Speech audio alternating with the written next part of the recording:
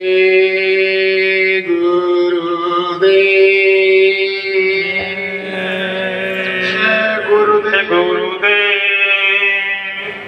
जय गुरुदेव। नाम किसका?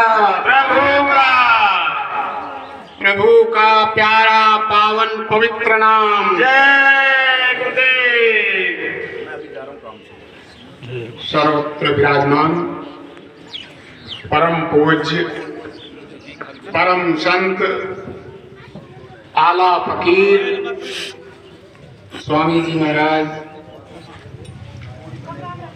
और वीरों की भूमि, रणवीरों की भूमि, महावीरों की भूमि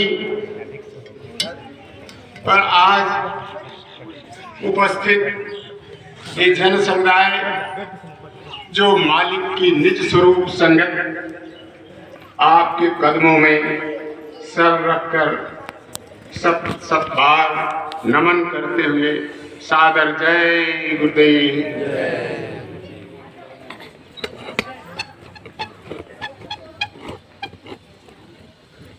भाई बहनों, यह ऐसा अवसर है हमारे आपके लिए जो अद्भुत। वैसे जहां गुरु की चर्चा, प्रभु की चर्चा या सत्संग की चर्चा होती है, वह स्वयं ही बड़ा महान अवसर होता है, बड़ा शुभ अवसर होता है, सौभाग्य का अवसर होता है। लेकिन आज कुछ विशेष आयोजन का ये जो स्वरूप लगता है, गुरु महाराज ने जो कहा था, जन जन की जुबान पर जब जय गुरुदेव आएगा, लगता है उसका अंकुर फूटने का, शुरुआत का दौर शुरू हो रहा है। अलग अलग जगहों से, दूर दूर से और अलग अलग विचारों के भी लोग यहाँ उपस्थित हैं। और सबसे गरिमामयी बात यह है कि चित्रकूट के मंच पर, हरिद्वार के मंच पर गुरु महाराज ने जिन संतों का आह्वान किया था कि अब गुफाओं में रहने का समय नहीं है, अब अलग एकांत में रहने का समय नहीं है। जिस समाज का हम अन्न जल ग्रहण करते हैं, जिस समाज से हमें सेवा मिलती है, उस समाज की सेवा के लिए अब सबको बाहर आना होगा, एक मंच पर आना होगा।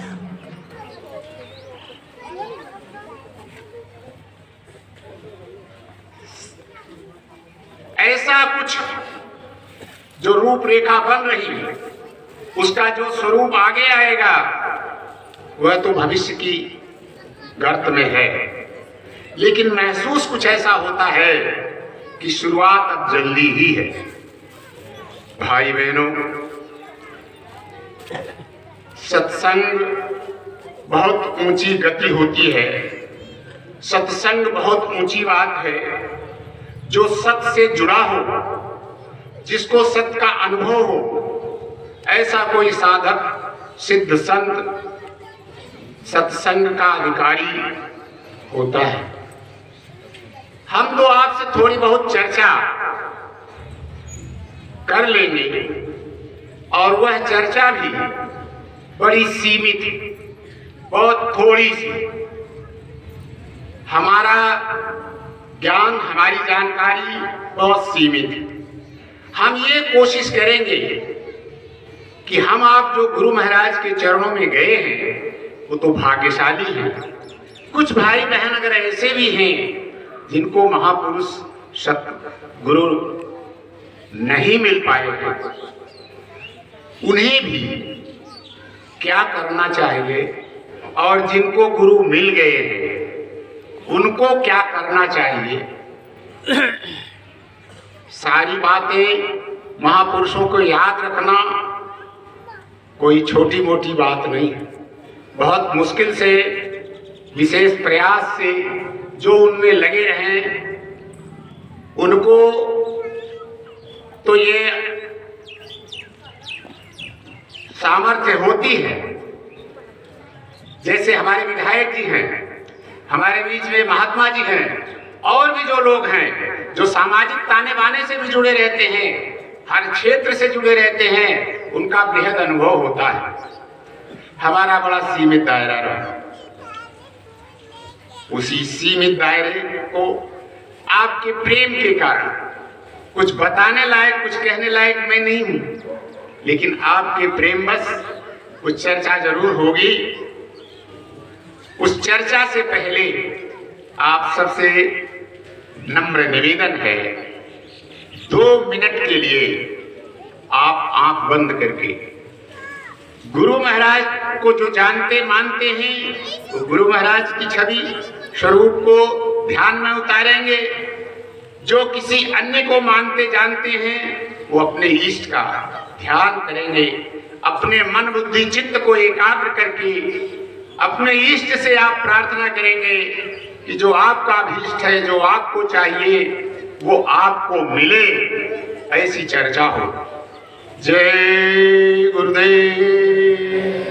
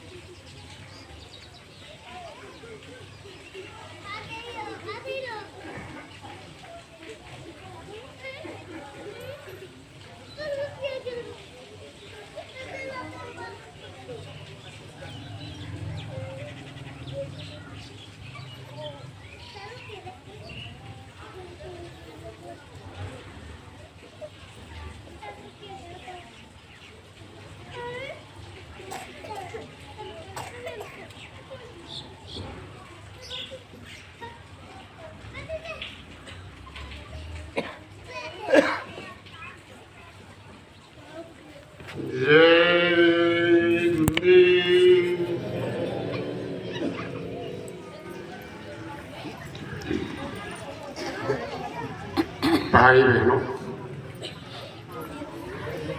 हमको जो मिलता है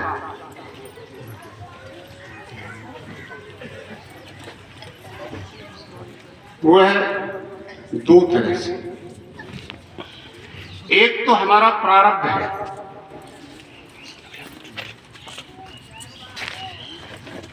जो हमारे कर्म में कहिए, भाग्य में कहिए, प्रारब्ध में कहिए, वो एक ऐसा खाता है जो हमारे नाम से हमारे पैदा होने के बाद शुरू होता है और हमारे आखिरी सांस के साथ बंद होता है। जिसके जो प्रारब्ध में है वो मिलता है। उसके अलावा अगर इस जन्म में कुछ मिलता है प्रारब्ध के अलावा, तो उससे प्रभु कृपा है।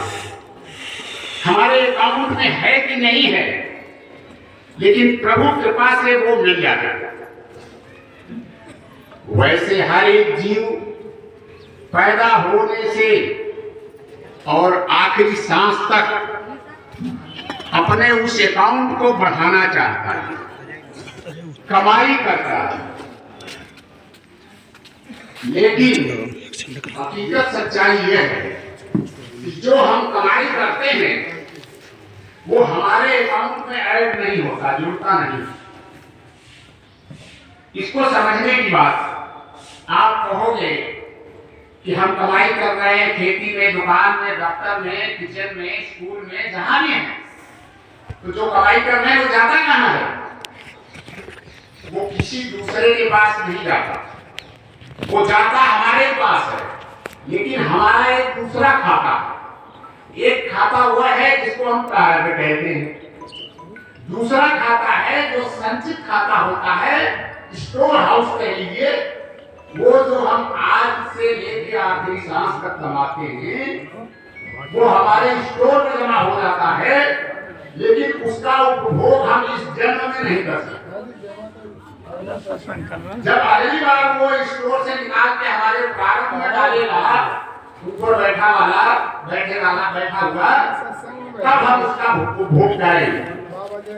आएगा मेरे ही खाते, उपभोग हमें नहीं करना, लेकिन इस सांस के खत्म होने के बाद अगले जन्म में, मतलब आप समझने की कोशिश करिए, हम जो अभी कमाई कर रहे हैं, ये कमाई करें या न करें, जो हमारे प्रारंभ में है उतना ही हमें मिलना है।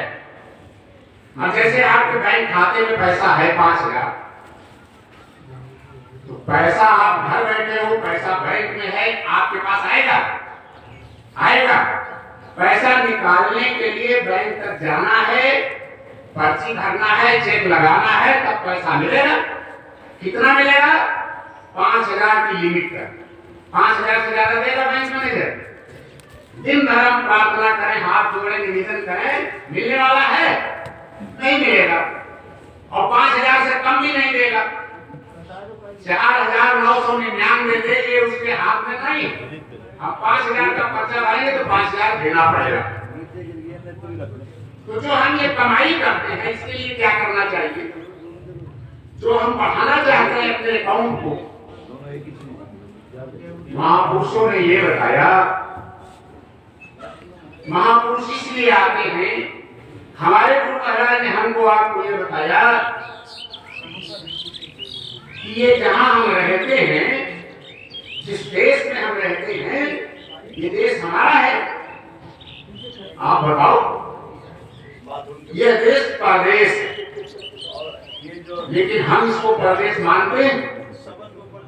हम तो इसी को अपना देश मानते हैं। ये गलती है नहीं है। 30 साल, 40 साल, 50 साल पहले गुरु महाराज ने बताया, लेकिन हम इसी को अपना घर मानते हैं। ये घर हमारा नहीं, गुरु महाराज ने तो कहा और महापुरुषों ने लिखा, रहना नहीं देश वीराना है, यह संसार कागज की पुड़िया, बूंद पड़े गल जाना है, रहना नहीं देश वीराना है, यह संसार झाड़ियों झांकर आग लगे जल जाना है, रहना नहीं देश वीराना है। अगर ये परदेश है तो परदेश की रहनी में, घर से बाहर हम जब निकलते हैं और घर में रहते हैं, फर्क होता है कि नहीं?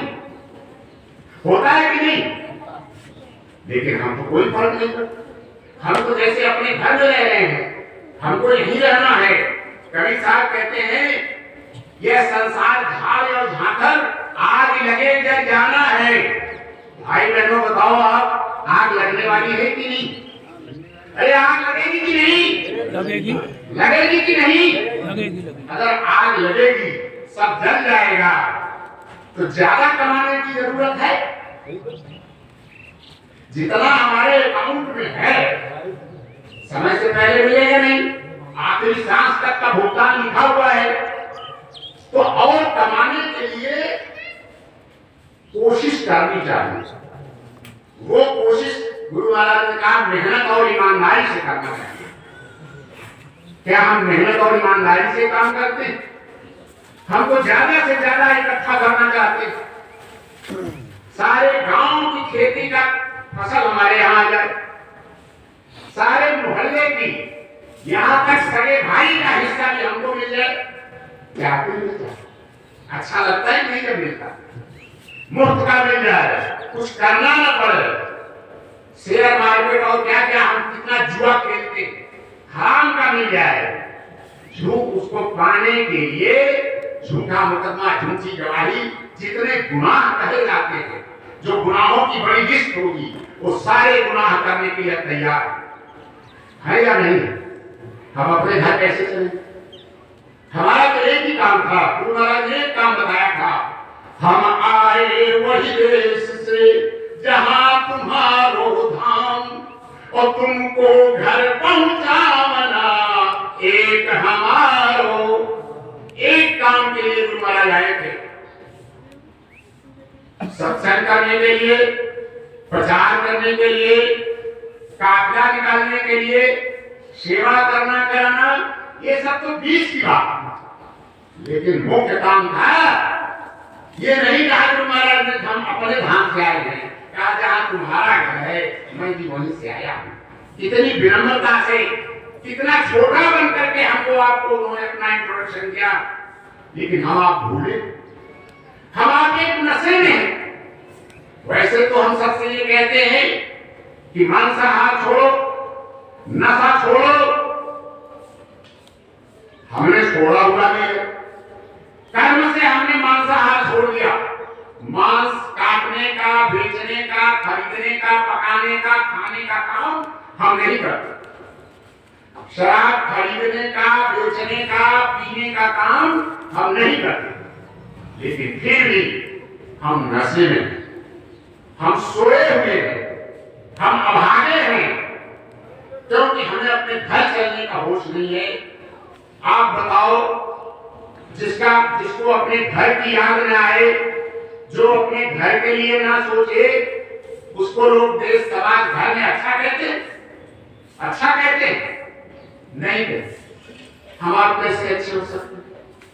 हमको आपको इतना पहले बताया गया, हम सारा बाहर का काम करते हैं, और जो वक्त है, अपना समय है, उसको किसमें लगाते हैं?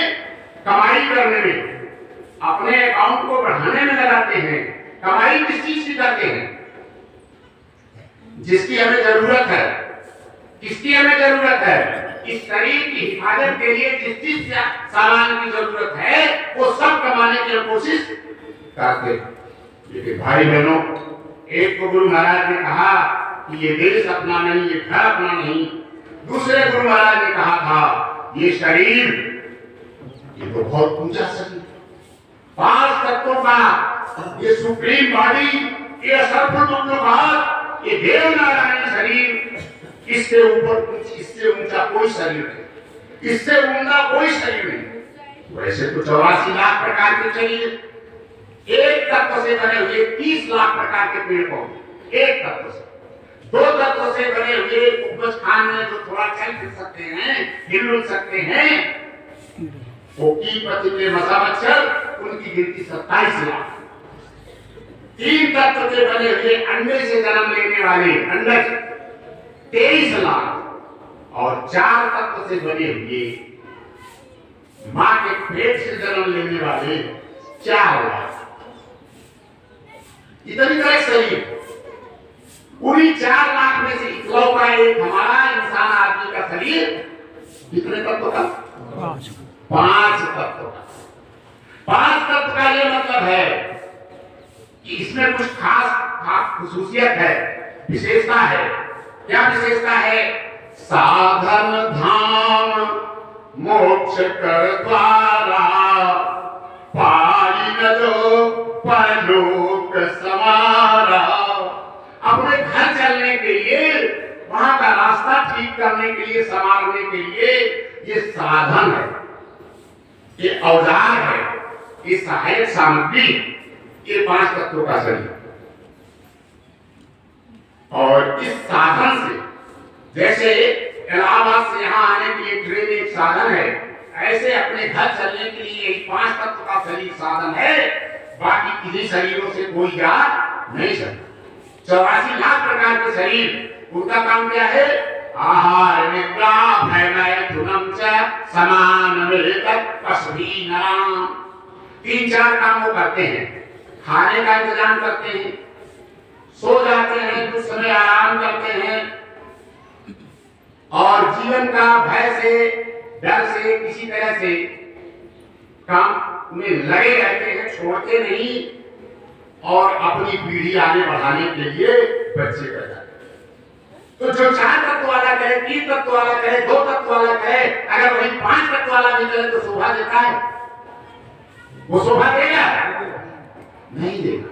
हमारा काम क्या था कि हम अपने घर चलने का उपाय करके, हमको बहुत अच्छा साधन मिला था, इसी शरीर में वो रास्ता है, वो तरकीब है जिससे हम अपने घर जा सकते हैं। और वो तरकीब अपने घर जाने के लिए एक कंडीशन है कि जो हमारा कर्म है, जो हमारा संचित और प्रारब्ध का अकाउंट है, इसमें जितना है इस बैलेंस को नील करना पड़ता है।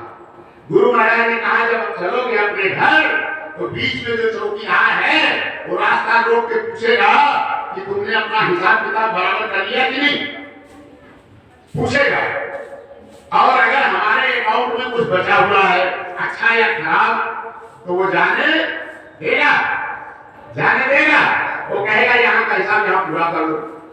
और हम इतने अभागे हैं कि हमारे जो प्रारब्ध ने ऐलान कर दिया, जो हमारे बस में नहीं था, उसके अलावा हम इसको बढ़ाने में लगे हैं।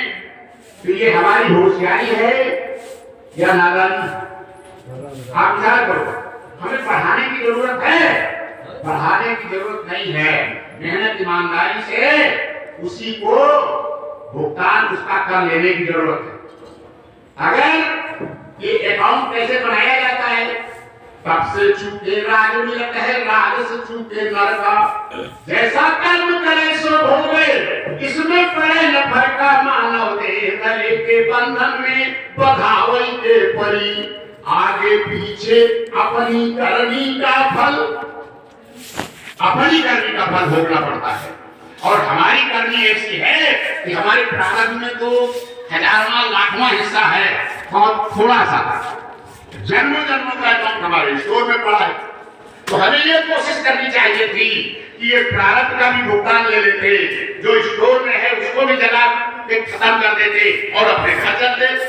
और उसका सही तरकीब क्या था, उसका उपाय क्या था कि मेहनत ईमानदारी से जो गुरु महाराज ने बताया था, उनकी सेवा करके परिवार की, घर की, जिनका कर्जा हमारे ऊपर है, उनका कर्जा मेहनत ईमानदारी से अदा कर देते। जो बाकी का है उसका हिसाब तो गुरु महाराज ने स्टोर में जो जमा है उसकी जिम्मेदारी तो गुरु महाराज की है, उसको तो हम जानते ही नहीं। और गुरु महाराज ने वो खत्म करना शुरू भी कर दिया था। आप गौर करो, संत दर्श को जाइए तज ममता अभिमान, ज्यों ज्यों पग आगे बढ़े, ज्यों ज्यों पग आगे बढ़े, कोटिन यज्ञ, करोड़ों करोड़ों यज्ञ का फल एक कदम पर, एक कदम पे 1 करोड़। तो आप मथुरा गए दर्शन करने, कहां कहां गए? अगर उन कदमों की गिनती कर लीजिए, वो मुमकिन नहीं है। इतना हिसाब किताब गुरु महाराज ने बिना हमारी जानकारी के खत्म कर दिया, नहीं किया। और सनमुख होई जीव मोहि जबहि, जब कभी हम कोशिश करके पहुंच गए गुरु महाराज के सामने बैठ गए, चाहे 1 किलोमीटर दूर बैठे थे, 5 किलोमीटर दूर, सन्मुख होई जीव मोहि जबहि, जन्म कोटि अघ नासो। ऐसे ही सामने अगर चले गए थे तो करोड़ों करोड़ों जन्मों का हिसाब गुरु महाराज ने खाली कर दिया, खत्म कर दिया। और कोई बिरला भाग्यशाली जिसने गुरु महाराज से लव लगा लिया, प्रेम लगा लिया, जिसने नजरों में नजर लगा मिला लिया। गुरु महाराज कहते थे कि तुम मेरी तरफ देखो, मैं तुम्हारा दर्शन करूं और तुम हमारी तरफ देखो। लेकिन हम क्या करते हैं? हम तो गाड़ी के नीचे की मिट्टी कुरेदने के चक्कर में पड़े रहते, गाड़ी को छू करके भागने के चक्कर में पड़े रहते, नजर हमारी ऊपर की तरफ होती ही नहीं थी। गुरु महाराज ने कहा, इससे अभागे हो, न तुमको लेना आता है, दे दिया जाए तो न रखना आता है, ऐसे दे दिया जाए तो न संभालना आता है। हम तो कितने अभागे रहे। लेकिन वो अवसर बीत गया। पीछे हमारे गुरु महाराज ने हमारे संचित कर्मों का तमाम बखेड़ा लगभग खत्म कर दिया। किसी भाग्यशाली ने अगर नजरों में नजर मिला लिया था, उसकी क्या दशा थी। मम दर्शन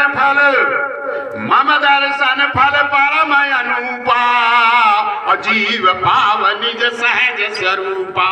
उसको उसी समय उसका सारा काम खत्म करा दिया गुरु महाराज ने। लेकिन हम आप अभागे थे, हम आप नहीं कर सके, गुरु की दया को नहीं संभाल सके। तो हमें आपको एक चीज ये करनी है कि जो हमारे अकाउंट में मिला है, जो क्रेडिट कार्ड की हमारी लिमिट बनी है, उस पे हम यकीन भरोसा विश्वास करें। उस पे यकीन भरोसा विश्वास का मतलब संतोष।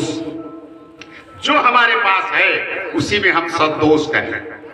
हमें ज्यादा की जरूरत नहीं। हम आपके सामने चर्चा करते हैं, भाई बहनों आप बताइएगा अगर ज्यादा जरूरत है।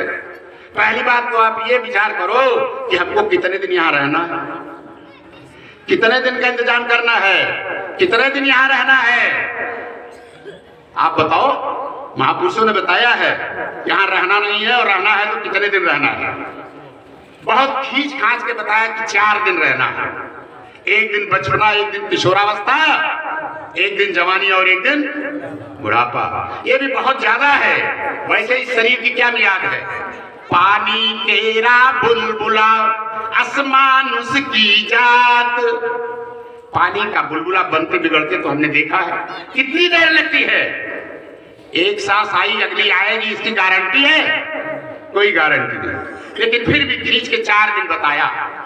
और गुजर करने के लिए 4 दिन गुजर करने के लिए यहाँ बसर तो करना नहीं है, यहाँ रहना तो है नहीं। 4 दिन गुजर करना है, फिर अपने घर चलना है।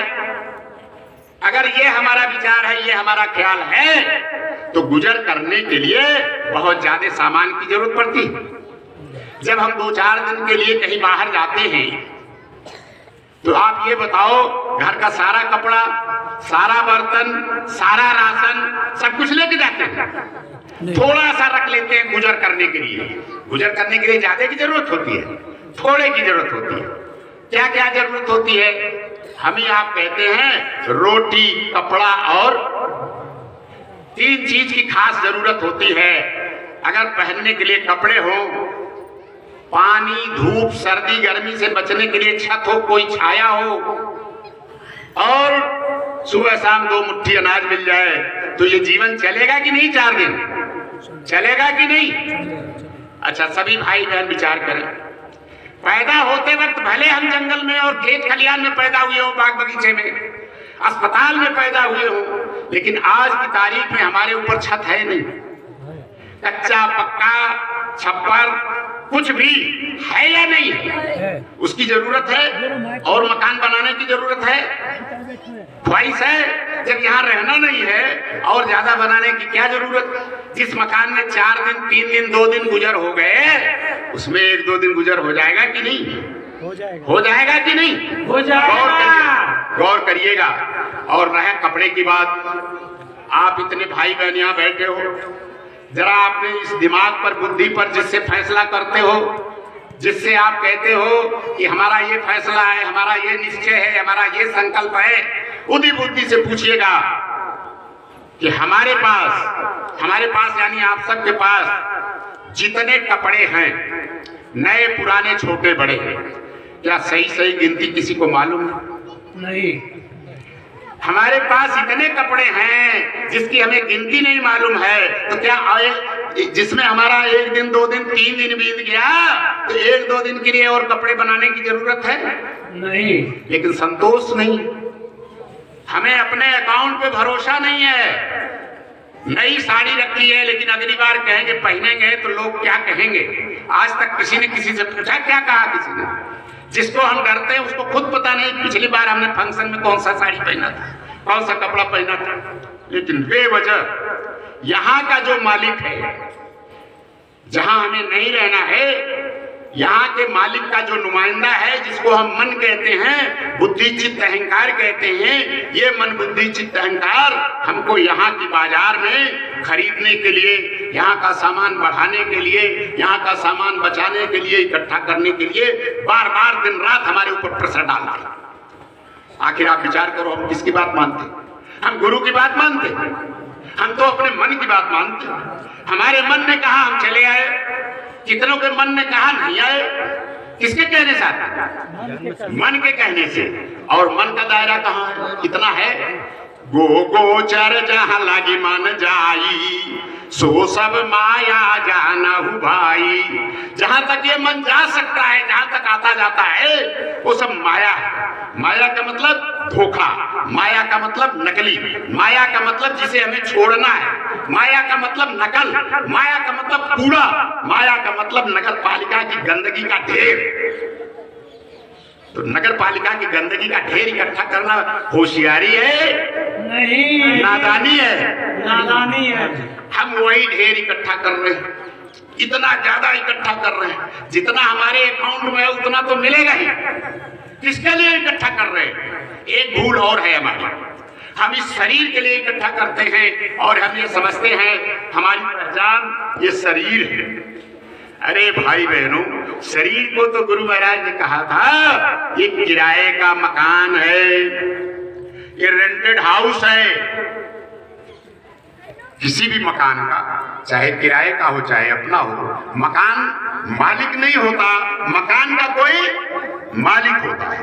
मकान अलग होता है और मकान का मालिक, आप बोलो, अलग होता है। अगर ये किराए का मकान है तो इसका कोई मालिक है, उस मालिक की पहचान तो गुरु महाराज ने कराई, लेकिन हमको आपको होश है, पता है कि मकान का मालिक कौन है? आप विचार करो, ख्याल में है कि मकान का मालिक कौन है? मकान के लिए तो हम सब सामान इकट्ठा करते हैं, करते नहीं करते? इस मकान के मालिक का हमको होश ही नहीं है कि इस मकान में कोई मालिक बैठा है, वो भी भूखा है, वो भी प्यासा है, उसको भी तो कुछ दाना पानी देना चाहिए। हाँ। जो अभागे हैं, जिनको पता नहीं है, उनकी बात छोड़ दीजिए। जिनको हम संसारी कहते हैं, जिनको हम मनमुखी कहते हैं, उनकी बात छोड़ दीजिए। जो गुरुमुखी कहलाते हैं, जो सत्संगी कहलाते हैं, जिनको गुरु महाराज ने बताया है कि तुम शरीर नहीं हो, शरीर में बैठी हुई एक अद्भुत शक्ति है जिसको कहते हैं ईश्वर अंश जीव अविनाशी। ईश्वर अंश, ईश्वर कौन है? एक अनीह अरूप अनामा अज सच्चिदानंद परधामा। वो अकेला है, एक पावर है, एक शक्ति है, लेकिन वो पैदा होती मरती नहीं, वो आती जाती नहीं। ऐसा वो अद्भुत अलौकिक जो इकलौता है, उसी का एक छोटा हिस्सा, उसी का एक लघु रूप, part and parcel of the God, उसने एक छोटा हिस्सा नीचे उतार दिया। वो बड़ा भगवान है, एक छोटा भगवान यहाँ नीचे उतार दिया और उसको इस किराए के मकान में बैठा दिया। उस भगवान को आपने देखा, उस भगवान को आपने सुना, उस भगवान को आपने देखने की, परिचय करने की कोशिश किया? उससे परिचय हुआ किसी का आज तक? कब परिचय होगा? पांचों नौबत बाजती होत 36 राग, सो मंदिर सूना पड़ा, सो मंदिर सूना पड़ा, बैठन लागे। वहां तो कौवा बोल रहा है, वहां तो सन्नाटा है, वहां तो अंधेरा है, वहां तो कोई पूछने वाला नहीं है। इन आंखों के ऊपर, इन दोनों आंखों के बीच में, जिसको आज्ञा चक्र कहते हैं, जिसको छठा चक्र कहते हैं, जिसको घट कहते हैं, उसी में वो मालिक बैठा हुआ। उसका पता गुरु महाराज ने हमको बताया और कहा, आदेश दिया, खोजरी पिया को निज घट में। किसके घट में? अपने घट में, या बेटे के घट में, या बहू के घट में, या पिता के घट में, या पति के घट में। किसके घट में? अपने घट में। हमने खोजने की कोशिश की? कब करेंगे? 4 दिन बीता, 3 दिन बीता, 2 दिन बीता, अब तो 1-2 दिन रह गया है। कब उसके खोज करेंगे? कब पता करेंगे? ये विचार करने की जरूरत है, ये चर्चा करने की जरूरत है।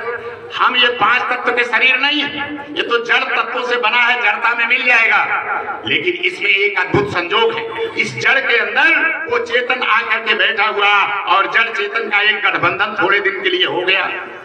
ये गठबंधन जल्दी ही खत्म होने वाला है। जड़ चेतना ही ग्रंथि पड़ी गई, यद्यपि मृखा छूटत कठिनाई, बड़ी मुश्किल है इसको छूटने में, इसको जानने में। और सरल तरीका गुरु महाराज बताते हैं कि अंदर में खोजो। लेकिन हम कहाँ खोजते हैं? रास्ता हमको सच्चा मिला हुआ है, लेकिन ईमानदारी से आप अपने बुद्धि से विचार करके पूछिए कि अब कहाँ खोजते हैं। अभी नवरात्रि आ जाती है, अभी मेले लग जाते हैं, अभी और बाहर के तमाम चीजें हैं, इन्हीं जगह खोजने जाते हैं। ये तो जड़ता का साधन है। ये शरीर खुद जड़ है, ये 5 तत्वों से बना है। इसके हाथ पैर आंख नाक कान से जो भी काम हम करते हैं, जो भी पूजा इबादत करते हैं, जो भी दर्शन और मुलाकात करते हैं, ये सब जड़ है।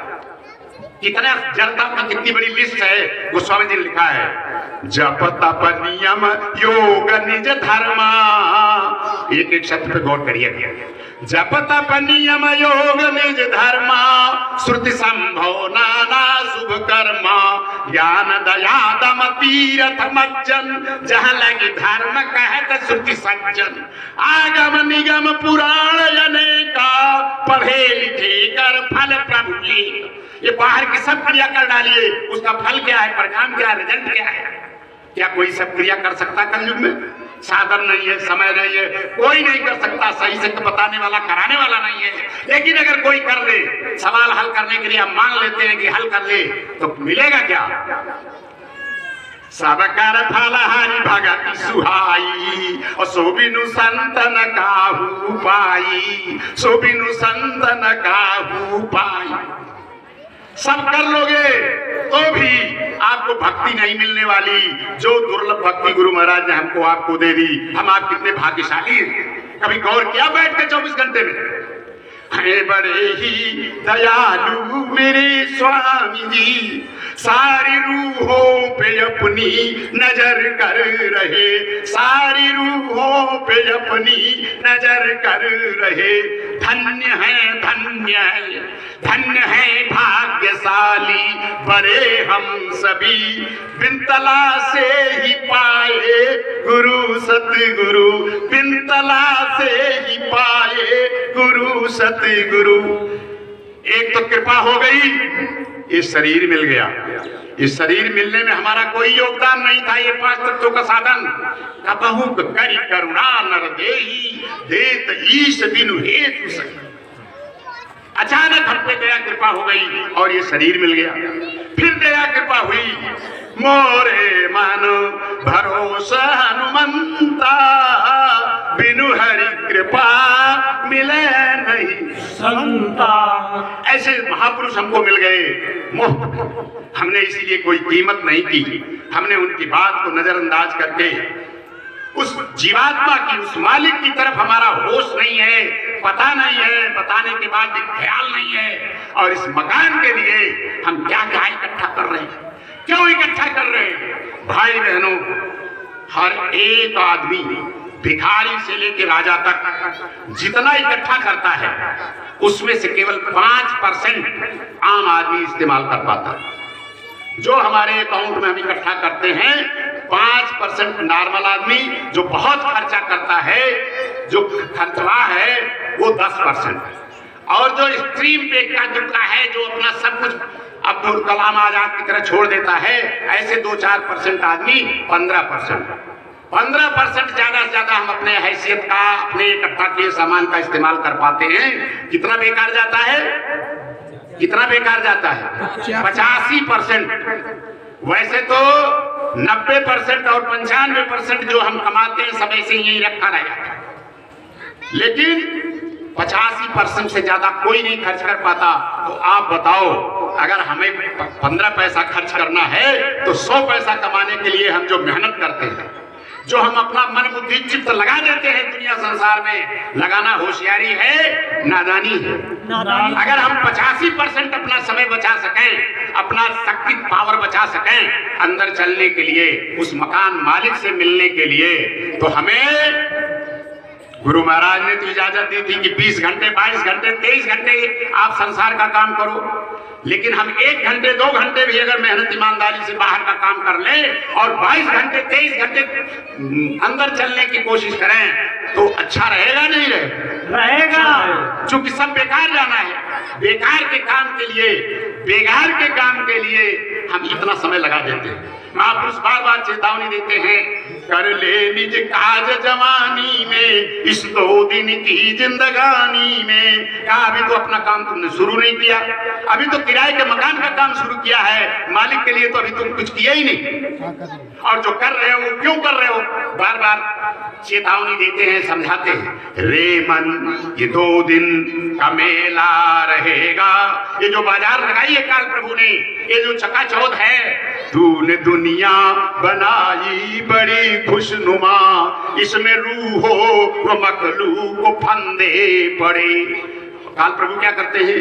तूने जीवों को हरदम फंसाया किया, अब बचाने को आए गुरु सतगुरु। और तुम कर भी क्या सकते हो?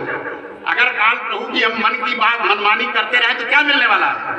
जिसने तन मन से तेरी इबादत किया, उसको खुश हो के बैकुंठ जन्नत दिया। हिसाब किताब करके स्वर्ग या नरक भेज दोगे, लेकिन भाव के फूल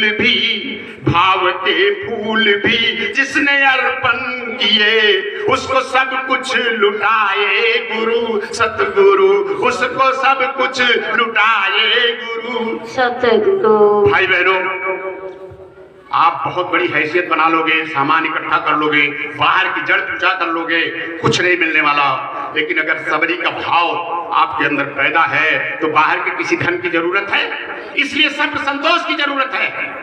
और जो बात गुरु महाराज ने कही थी कि अपना काम कर लो, अपना काम ये है, उसके लिए कहा महापुरुषों ने, रे मन ये 2 दिन का मेला रहेगा, न कायम जगत का झमेला रहेगा।